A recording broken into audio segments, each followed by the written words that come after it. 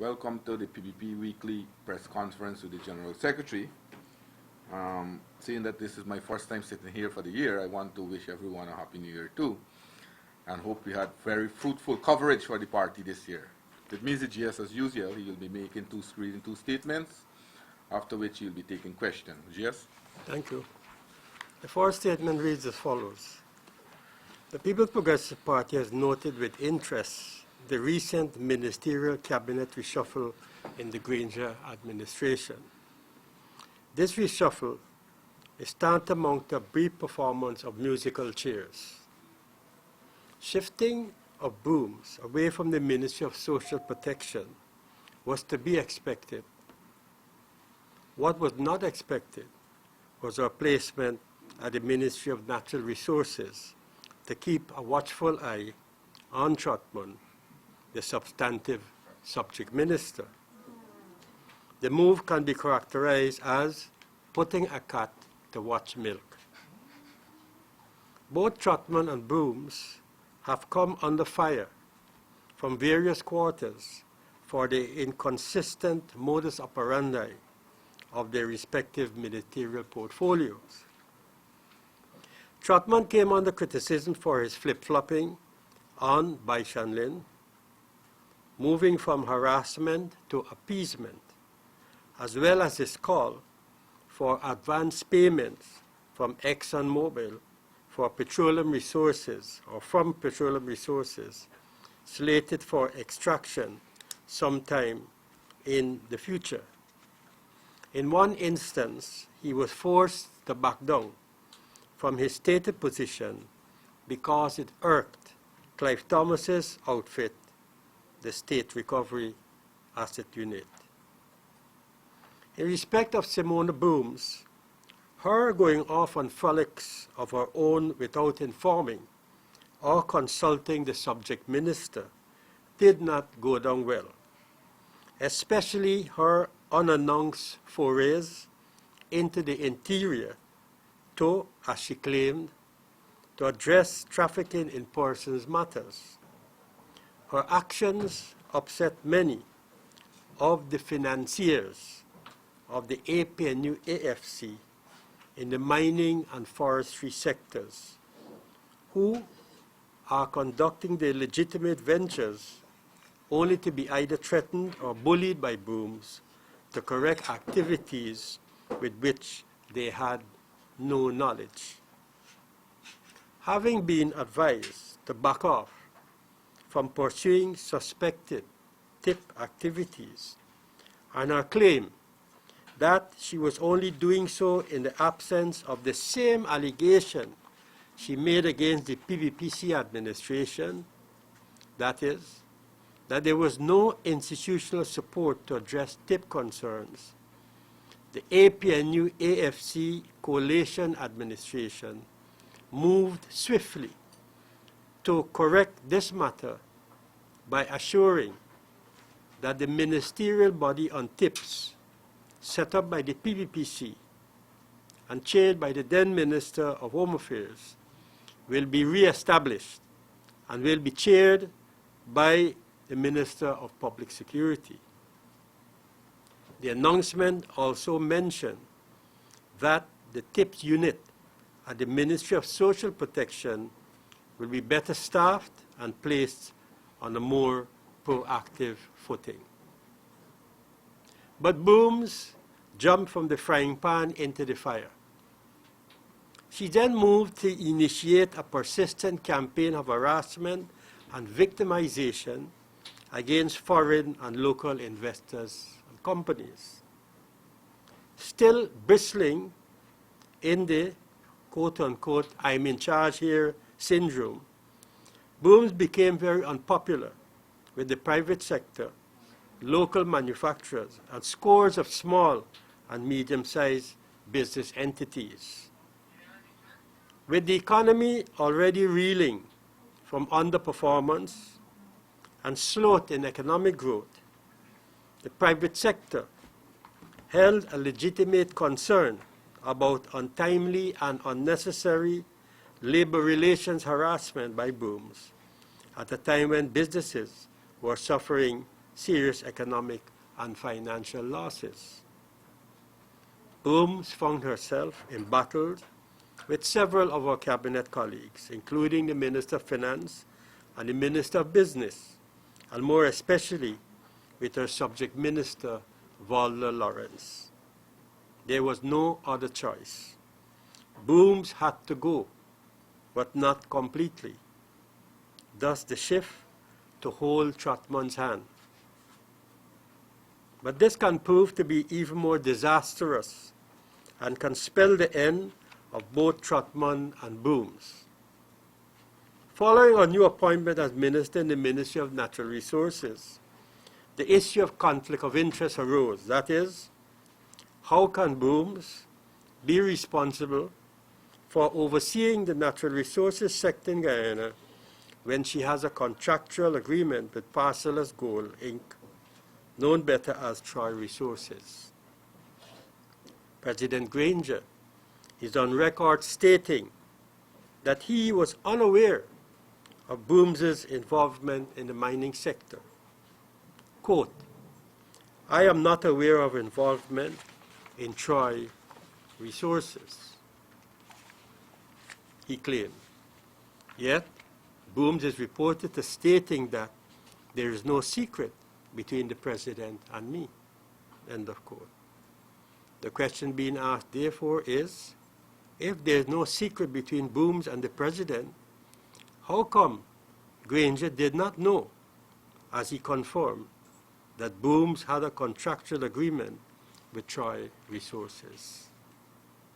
How can Booms effectively exercise oversight of Troy Resources or a company owned by Troy when she is involved in a joint venture partnership with the said company or a company owned by Troy? If there are breaches in the occupational safety and health protection of workers' rights in the forestry and mining sectors, and non-compliance with the various laws, will Booms act, or will she turn a blind eye? The platitudes offered by Trotman to the effect that should such a situation arise, quote, "I will take over and ensure she is insulated and kept at arm's length," end of quote, will not suffice. The damage would have already been done. In addition to the clear and unequivocal conflict of interest, Booms has confessed that she received 3 payments of $40,000 each. Questions have been asked whether these payments were declared for income tax purposes as revenues earned from the sale of a portion of our concession to Troy Resources, especially having regard to the statement made by the taxman that a more aggressive tax collection approach is needed. As for Scott, he has proven to be an abysmal failure at a once dynamic and progressive ministry. He has virtually killed that ministry and has returned the housing sector to what it was during the Burnham era. The sector is now on its deathbed. Whether Valerie Adams Patterson will be capable of reviving the housing sector is left to be seen. You like that one? I like it. I like it. Next statement. The People's Progressive Party has noted with interest recent statements by President Granger that have attracted little or no attention from the general public. The party is of the view that this was probably due to the fact that Granger's declaration went over the heads of Guyanese, since they are more concerned about bread and butter issues, which the change was supposed to have brought them in lieu of their votes. Granger's first statement made no sense to many, was his call on November the 6th, 2015, for a second independence of Guyana. The objectives of his second independence was twofold. One, to free citizens from dependency, discrimination, and domination. And two, to free citizens from abuse of their rights and freedoms. According to Granger, Guyana's independence movement of 1966 was incomplete since it, quote, left many citizens in a new state languishing in the shadow of dependency with poverty, prejudices, and political partisanship, end of quote. Implicit in Granger's call for a second independence was his subtle desire to mount the pedestal as the continuator of Guyana's second independence movement. The PPP has taken further note of Granger's branding of 2016 as the year of national renaissance. According to Granger, his national renaissance will be aimed at, inter alia, 1, removing the remaining obstacles that still keep us disunited, underdeveloped, and insecure, and 2, to change the political culture in Guyana. In light of Granger's double whammy call for a second independence and a national renaissance, the question being asked is, do the objective social, political, and economic conditions exist at this time for the realization of these two goals? Are they mutually exclusive or one of the same? With general and regional elections less than a year behind us, the re-emergence of a deeply divided country along political lines is a reality that cannot be ignored.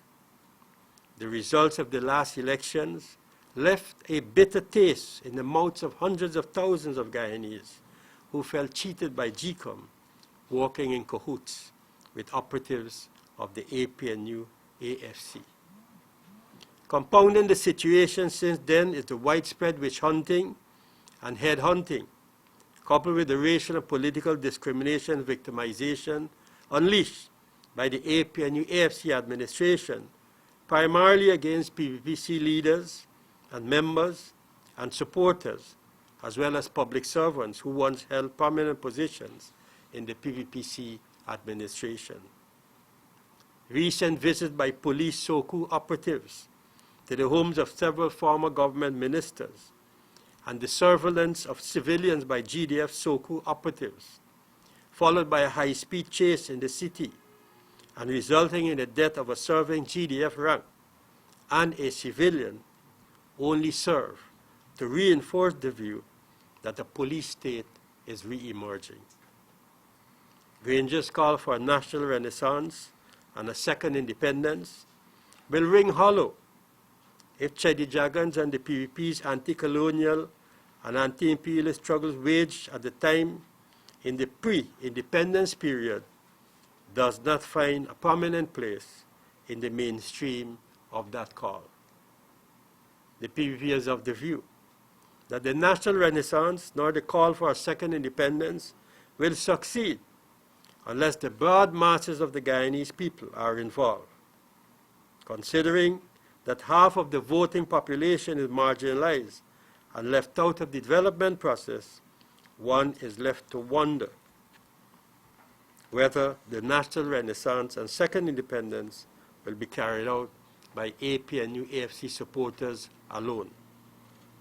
Further, the PPP is of the view that Granger's recent statement to the effect that, quote, as far as the tempo is concerned, I do not interfere with the course of justice and I never will, end of quote, is duplicitous, if not disingenuous, especially when consideration is given to the gargarous and reprehensible outpours to the media by Harman, Clive Thomas et al., that they are, quote, going after the big fishes for acts of corruption and to restore national pride, and that former government ministers were thieving all over the place.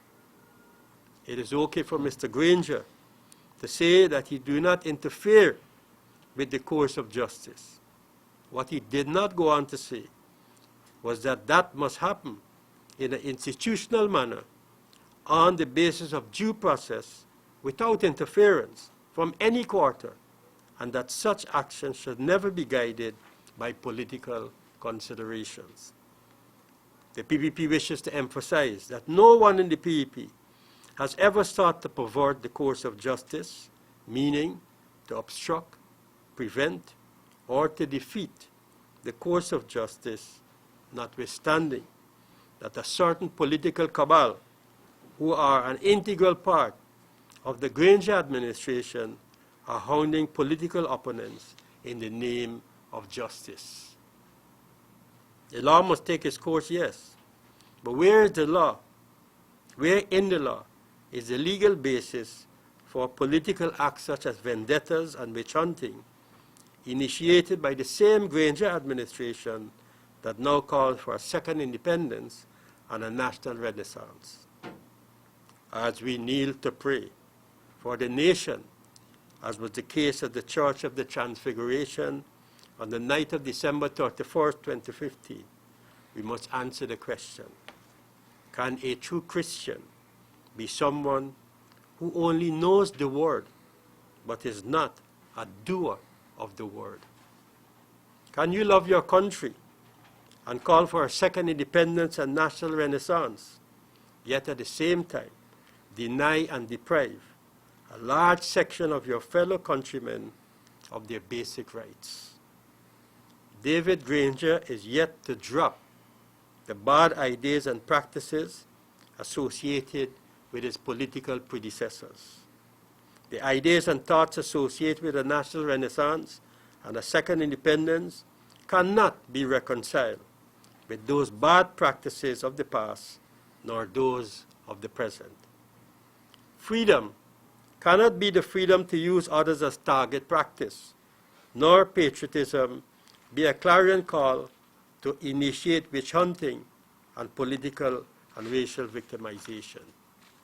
For a second independence and national renaissance to have real meaning, there must be restoration of the people's right to elect a government of their choice, instituting electoral reforms, putting an end to the witch hunting and head hunting, and the political and racial discrimination, and ending the practices associated with the establishment of a police state.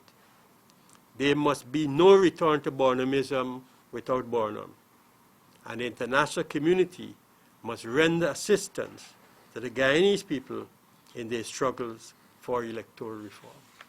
Thank you. There you are the two statements. I will ask the questions. Who will be the first? Adam. Everybody looking at you, Adam.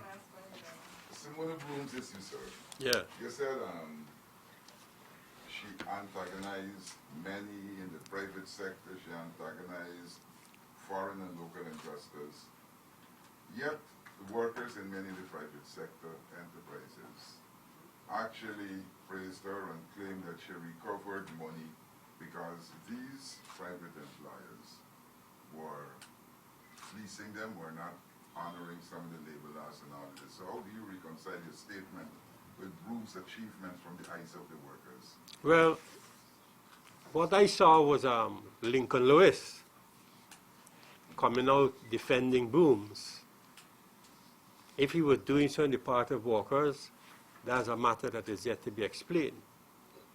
And in respect to the last aspect that you mentioned, it was Booms who made the announcement to that effect. I don't recall any trade union making that announcement of recouping of resources to the benefits of workers. So all of this might very well be contrived in order to, put Booms in a positive light. Well, if that is the case, sir, could you help identify some of the foreign enterprises that Bloom's antagonized? And how did she antagonize them? Well, I think the best people to answer that question would be people at the Ministry of the Presidency, because they were the ones that were in possession of the information that made them do the shift. I have a follow-up question to Adam's, actually. Do you see that the scenario could be that private investors, foreign investors, are seeing seeing her work and her level of work that's happening when she was in the ministry, and it's possible that there was a heavy hand of lobbyism that essentially forced the government to move her from where she was doing her job, essentially to somewhere, and replace her with somebody that might not be so effective. Well, that's a matter for the Granger administration to answer. But the fact of the matter is, even if they were lobbying, the Granger administration didn't have to succumb to the lobbying efforts if they really believed she was doing a fantastic job. If they were really of the view and convinced that she was all that good, then it means that Trotman was doing a bad job, and therefore they had to move her from doing a good job to do another good job to help Trotman. Well, why have you concluded that Brooms was moved because of her performance? Why couldn't it have been an administrative decision to strengthen Trotman's employment? Well, as I said in my statement, I can only see it as an attempt to hold Trotman's hand, to watch over what was going on there, you know, putting a cat to watch mill, because I noticed recently two events in respect to that sector. One was where they had a strategic review of the sector. That means something, or ought to mean something to those who are watching those sectors carefully. And two, a statement where he said that there has to be a redefinition of corrupt practices in the sector. Now, what does that mean? I think we need to analyze those two developments a little closer, because, you know, wherever there's smoke, there's fire. And that's a sector that is always under close scrutiny in respect of, you know, either maladministration or corrupt practices. And he himself admitted that there's a lot of that in there. But the key thing there is, as I said, whether she would move for performance or non-performance, she has been shifted to a sector where a conflict of interest has arisen. I don't think we should overlook that one. That's the main thing. She has been shifted to a sector where a conflict of interest has arisen. And the serious probability, the strong possibility of that conflict of interest playing out in respect of what she purports or admits that she has in respect of Farsala's goal vis the Troy resources and the benefits that accrue to her and will continue to accrue to her as long as that engagement exists. Yes, you've talked a lot about the ministers that have been moved, their performance and whatnot. What do you think about the fact that in 7 months we've had a change in cabinet in terms of the administration decision making? What do you think about that? Mm-hmm. Well, you see, the public, and when you're dealing with public goods, it's always an important lesson, because no one is insulated, notwithstanding the claim by Trotman that he would insulate Brooms if anything like that happens. People will always find a way, like water finds its way through every crevice. People will always find a way to get their views, get their grievances, get their concerns over to administration. It happened during our time. So even though you might be sitting at a particular government ministry, it doesn't mean to say that anyone has a complaint about that minister will go to that minister. He will go to his superiors. He will go either to the president, he will go to the prime minister, he will probably go to another colleague with whom he has greater confidence to explain his woes and distresses. And then it mounts and it mounts and it mounts, and then the administration realizes that while there are problems in other places, there are two places which are probably, to them, are a priority. That's the housing sector, because the housing sector was, let's say, way up there. For it to be dropping on a daily basis, a weekly basis, a monthly basis in terms of the performance. and then you're going and seizing core homes from poor people. And many of these core homes are people who are supporters of the APNU and the AFC. What do you expect?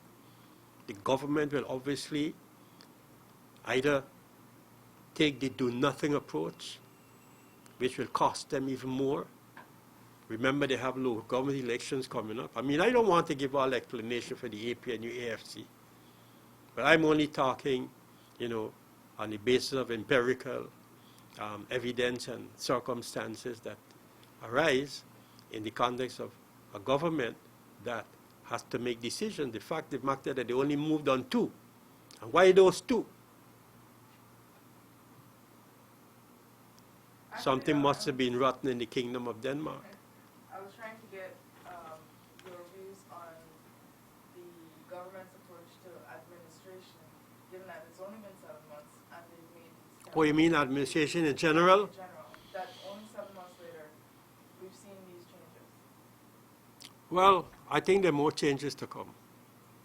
I think there are more changes to come. The handwriting is on the wall. Who's wasn't the cabinet minister, neither was Scott. So, I don't know that there are any cabinet changes. Things we can, well, I think you should probably look at the salary changes then. We can look at that. You probably should look at the salary change because now that Trotman is a substantive minister, he probably is entitled to more than what he used to get. You better check the one out, Adam. Yeah, next. You be, go ahead, Adam. you be talking about Granger's statements, and you seem to suggest that Granger, as you said, duplicitous. What is it about Granger's statement that you find duplicitous? I said it all in my statement. But I mean, I said it all in my statement. generalizations you made, you didn't say, well, you didn't give me an example of him saying something and doing something else. You didn't give me an example of Granger saying something and his ministers doing something else when he talked about this whole second independence and all of that. No, no, no. I said in my statement in a large, to a large extent, that the witch hunting, the head hunting, the racial and political discrimination, all those actions are inconsistent, are irreconcilable with the call for national renaissance and a second independence. If you call for those 2 things, you will recognize that for you to have those 2, whether simultaneously, concurrently, or whatever the case may be, the broad masses of the people have to be involved. And I made specific reference to half of the voting population, or probably more than half of the voting population, feeling a sense of isolation, not being involved, feeling a sense of being cheated, you know. And this weekend we heard, I think, as was reported, him saying that he's not going to sacrifice justice for unity. And that is the point I wanted to make, because if the society believed that there were wrongdoings in the past, there were corrupt people in the system, and you hinted at it when you talked about Trotman's department and whether the corruption was inherited, I don't know. But if you got wrongdoings and you got things, you're saying to shelve that in the interest of national unity. And Granger is saying you wouldn't do that. I didn't say that. Where did I say that? I said in my statement that we have never got into the way of letting justice take its course. So we are supportive of letting justice take its course, that justice must take its course.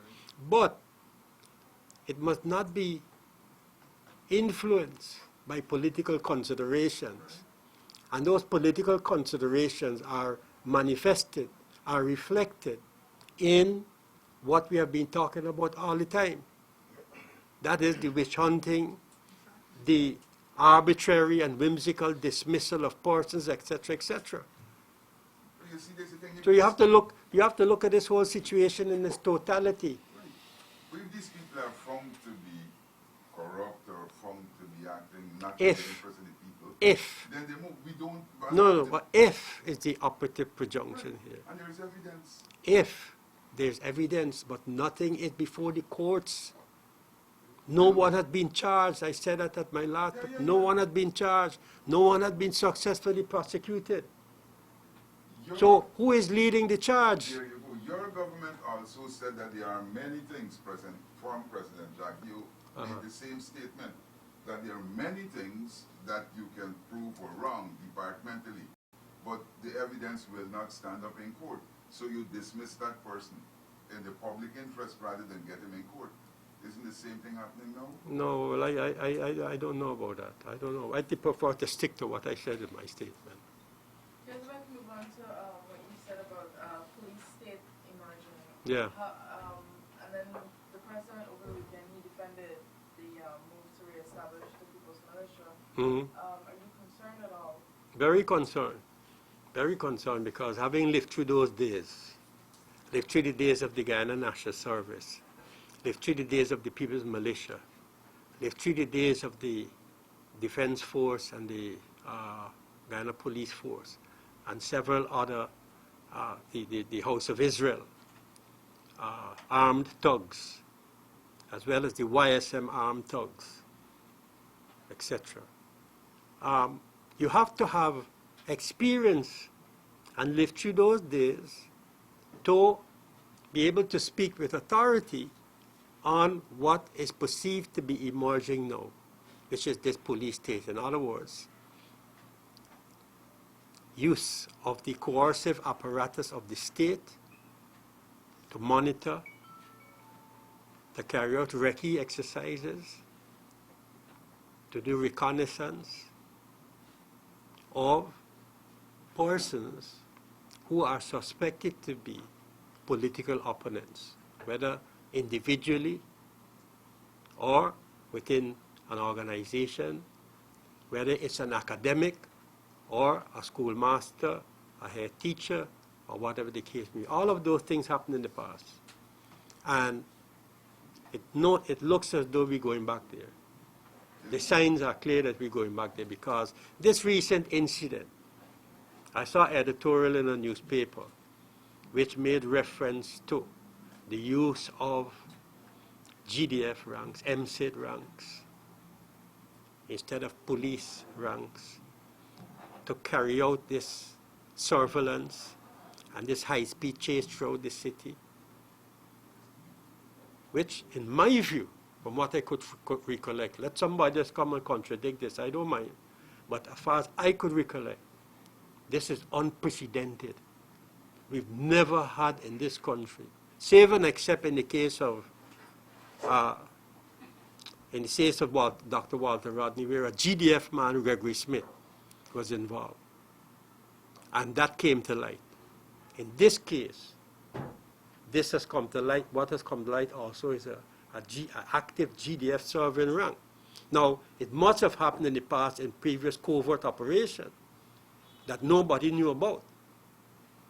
But now that it has come to light, it has shown a completely different approach on what is happening now in terms of the surveillance of civilians by the military and to a lesser extent by special branch of the Guyana Police Force.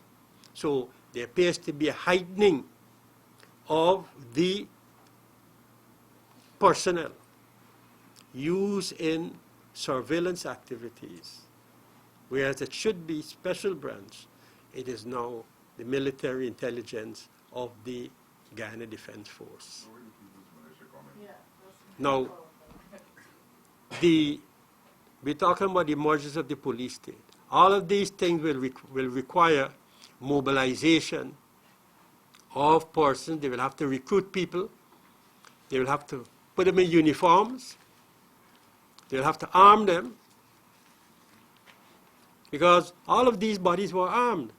Evidence came out at the Walter Rodney Commission of Inquiry about the number of armed groups that we had at the time in Guyana. I think if we go back and we look through the evidence that was presented, we'll find lots of that. But with all these military and paramilitary organizations now being reestablished, And we said during the May 2015 campaign that this is a strong possibility of these things happening. Because it appears as though Mr. Granger, as a military man with a military background, appears to have an inclination or a predisposition to go in that direction. Now, People's Militia before was established for defense purposes. And it was supposed to have involved people from all shades of political or whatever ranks. But when our people went to the recruiting centers, they either changed the day of the recruiting, they changed the time of the recruiting, and it put all kind of hurdles, administrative hurdles in place to frustrate. Because I recall that Dr. Jagan was supportive at the time of the formation of People's Militia having regard to the threat to our territorial integrity and national sovereignty. But when the thing became a farce, in the sense that having mobilized our people to go to these centers, with the changing of the day, the changing of the time, the changing all kind of different things happening, and people going away frustrated, eventually it became a farce in the same way as years after national sovereignty became a farce and too expensive.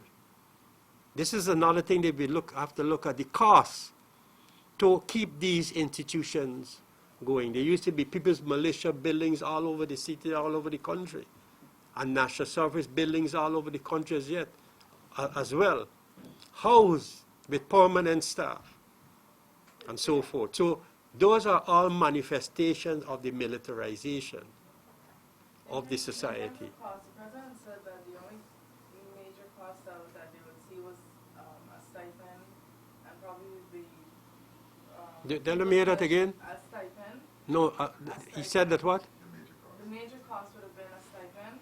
Uh-huh. Probably they get paid for when they come out to do parades or whatnot. And he also said that, this movement is to make sure that we have a reserve force that's representative of all professions, teachers, the different professions. Are we still worried? That sounds very nice, but there are two types of beautifications going on right now in Guyana. Beautification of the city and beautification of whatever the government does to make it, digestible and acceptable to the population. Don't be fooled by that. I'm not saying that you are. I'm saying we should not be fooled by that. The people is Mr. Granger saying that the People's Militia will not have a uniform? They had a uniform before, a light brown and a dark brown, plus boots, plus a cap. Yeah. These things require money.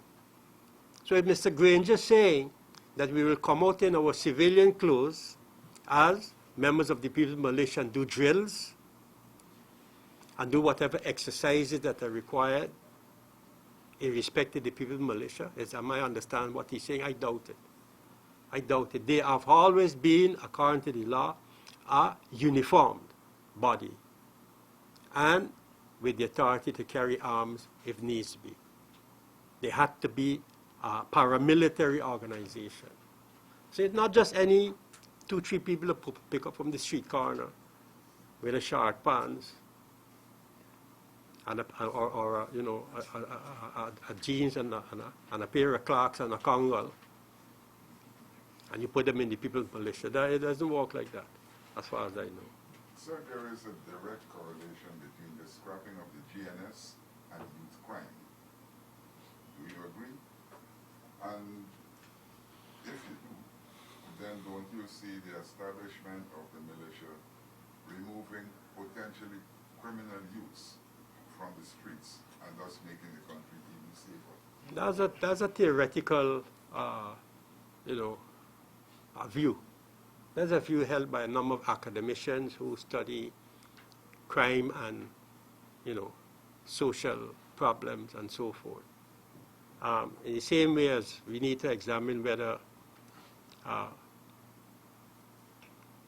this quote-unquote law made by Trotman about nightclubs closing down by 2 o'clock is impacting on, road accidents and so forth. We don't know whether that is so or not. And by the way, I understand Cathy Hughes was supposed to be doing a study to ascertain whether that is factual or not. We never heard back anything. The only thing we heard back from her is that she's been, promoted to give an extra portfolio. Where's the evidence there?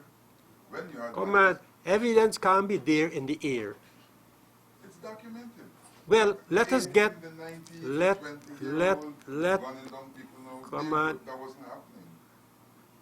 and so we need to look for the evidence also to justify the release of prisoners 20 years and below from the Guyana prison by Mr. Granger. What impact does that have? You don't know the one? Because, crime gone down anyhow. Thank God. No? All right. Any other question? Statement? Yeah. Yeah. Okay.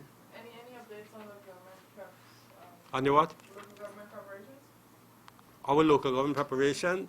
Well, we've submitted our symbol. We've got a reply from the GCOM agreeing with our symbol, but giving us some more guidance on how we need to proceed with that as the time goes on.